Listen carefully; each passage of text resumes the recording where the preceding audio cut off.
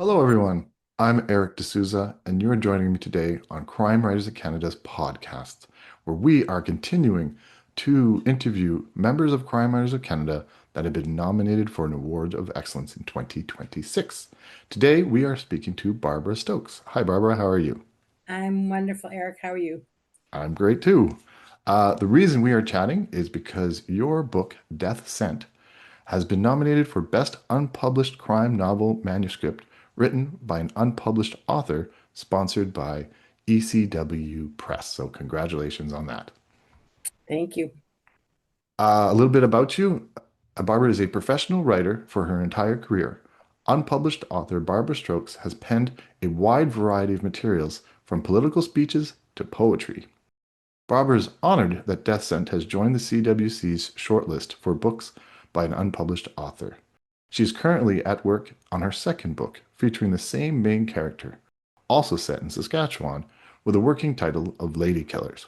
Barbara Stokes lives with her husband in Aldershot, Ontario, and makes frequent visits to the Prairie provinces, where beauty and inspiration are everywhere. In 2026, her goal is to find a publisher for Death Scent. Let's start with the title. Uh, I can take a guess, but I'm not sure of it yet. Where did the title Death Scent come from?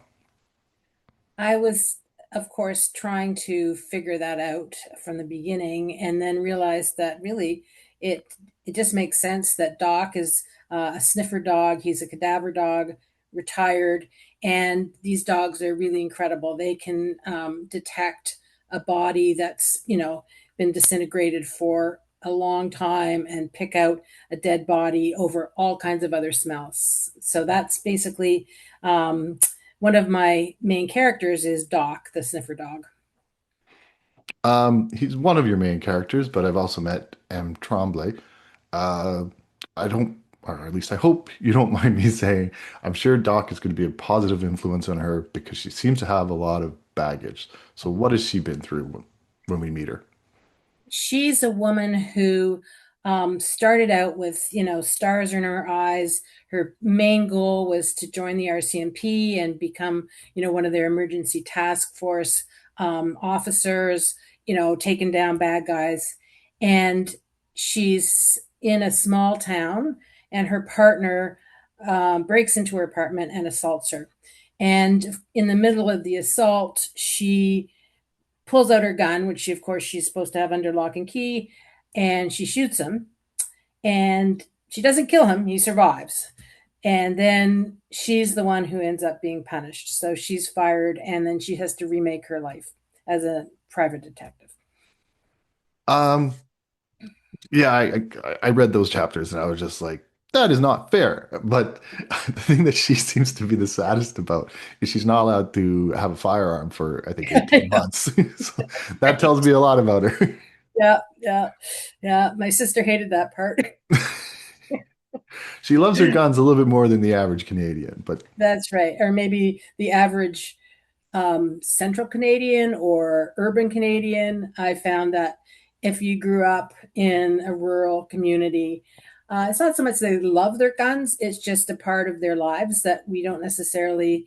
I mean, I grew up in Toronto, I'm a city girl, but my son, he owns guns and he's not in love with them, but he goes target practicing and he hunts. So it's very common for the West. well, we started talking about it a little bit, but what inspired you to write this story then?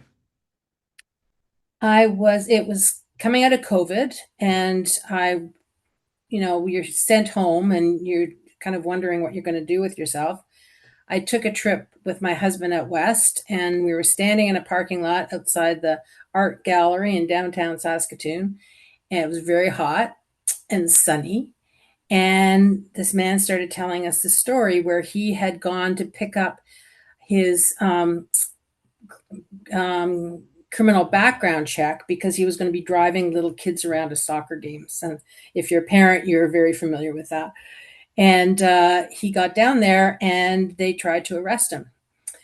It turned out that his idea had been stolen unbeknownst to him, copied, and the person who had stolen it was a pedophile and was wanted. So it was a pretty tense situation for him, but I'm standing there going, wow, this would make a great story. So I started there. I read the chapter with the junk man in it where he gets that ID. Um, I don't want to say more than what you've already said, but I hope you don't mind me saying you seem like a very, very nice person, but your books are very gritty. Where did that grittiness come from? I think I find it really fascinating to explore that dark side of human nature. And I enjoy reading that kind of book too. Tana French is one of my favorite authors. She writes all the Dublin murder books. And I just feel that, if we're going to be skating around that edge of, murder and mayhem, it kind of suits having that look at it. That it's, I'm not a cozy mystery lady, but they all have their place. It's a satisfying genre to work in, no matter if it's cozy or gritty. It always has that satisfaction for the reader that all the pieces are going to be put back together at the end, kind of thing. At the beginning in your bio, we talked about some of the other things you wrote, from political speeches to poetry, which is very wide between. I'm taking it so you were writing professionally for a Mhm. career, right? Like people Yeah, paid you to write. So yeah. after a long day of writing, when like why would you decide like I think I'll write fiction too? That's a lot of keyboard time. Yeah, it is a lot of keyboard time. I think it's something that if you have the talent and skill to write, and I have to say, I have no other talents. I have no other skills. I was forced to become a writer because I just wasn't good at anything else. And I think that it's one of those things that, as you get more mature and you've a lot of the busy work of your life is done, you raise your kid, they're doing well, and you kind of look at yourself and go, what am I going to do? And well, this is, I think, they talk about burying your talents. I don't want to bury my talents, especially at this time of life. I want to be exploring them. You're gonna get this question a lot, so maybe I'm the first person to ask you it. I know the great writer Anthony Badolko gets it a lot because he sets his Mm-hmm. stories in Saskatchewan also.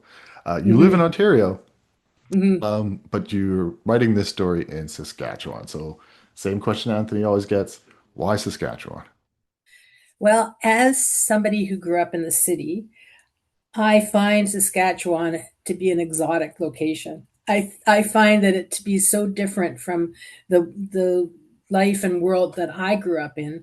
And every time I go, I'm just so blown away by how beautiful it is. And it gets such a bad rap. I lived in Alberta for a while when I was young, and everyone's like, oh, all the boring people. Like everyone comes from Saskatchewan because it's more exciting here in Alberta, which I'm sure it is. But it's just so incredibly beautiful and it's so different. There's so much, I don't know, ability to breathe, right? You just have this wide open, vistas and prairies. Now, I haven't spent very much time. I've spent a little bit of time in the north in Saskatchewan. It's a whole different kettle of fish when the wind is blowing, the snow is blowing. But yeah, in the summer, I mean, we're going back again this summer too. So yeah, it's someplace that we really we're visiting family, but at the same time, it's like, wow, I had no idea. I just and some of um, the pictures you get in your head when you're driving through the prairies just they seep in and they will not leave you. It's just an incredible place. I should have said Gail Bowen gets that question a lot too. So you're in good Yeah. company writing about Yes, Saskatchewan. thank you. Thank you. Um, I kind of always like to sort of end on this. You've already told us you are not waiting to get published. You're already working on your second book, Ladykillerz. Mhm. I hope I'm right about this, but I am seeing sort of a feminist slant, not just because you have a feminist character. Yeah. Am I stretching myself out that way, or am I reading into it too No, it much? seems that I'm going in that direction, and it's not like I ever sat down and said, "Oh, I'm going to be a feminist author." Um, I think those are the things that really fascinate me about our society is that, we have come a long way, baby, but we really haven't come very far at all. And a lot of the things that women deal with in the workplace, and I just I'm very interested in exploring those through the eyes and experiences of my characters. So my next one is going to be, you know, even more gritty, I'm afraid. and and it's really going to, kind of come down hard on that idea of women can do everything, including murder people. It's only fair. That's right. Well, Barbara, it was a pleasure meeting you. Yes, you too, Um, Eric. I tell this to everyone. I do not have access to the winners, so I could wish you the very best of luck. Thank you so much.